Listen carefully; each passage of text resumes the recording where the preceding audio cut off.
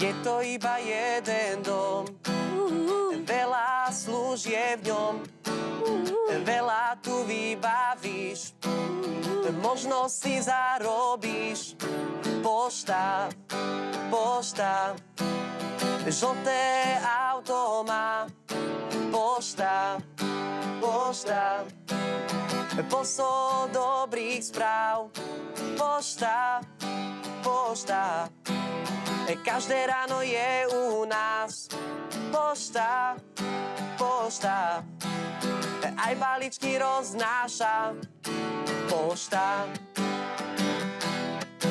pošta, Pošta, pošta, pošta, pošta. pošta. Keď sa ráno zobudím, schránku si hneď otvorím.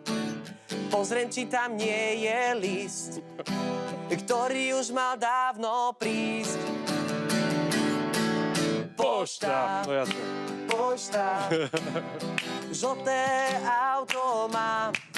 Pošta, pošta, posol dobrých správ. Pošta, pošta, každé ráno je u nás. Pošta, pošta, aj balíčky roznáša. Pošta.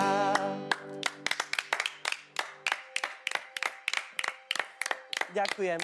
Chlape, To je hit. já začnu, jestli s dovolením můžu. Ještě nikdy se mi nestalo, aby mě někdo upozornil na to, že bude něco chytlavý. A ono to A potom... ono to potom fakt takhle je. Já jsem hotový z tebe. Já jsem nikdy nezažil takovou energii. Ty jsi prostě podle mě čistý dobro. Já, A to som ráno o 5:00 vstával. wow. Tak to jsi Byť dobrý už od 5 rána, to je tuplem čistý veľmi dobro. ťažké. Čiže ešte dneska nevyberal schránku vlastne. Ešte som doma nebol, no. No však jasné.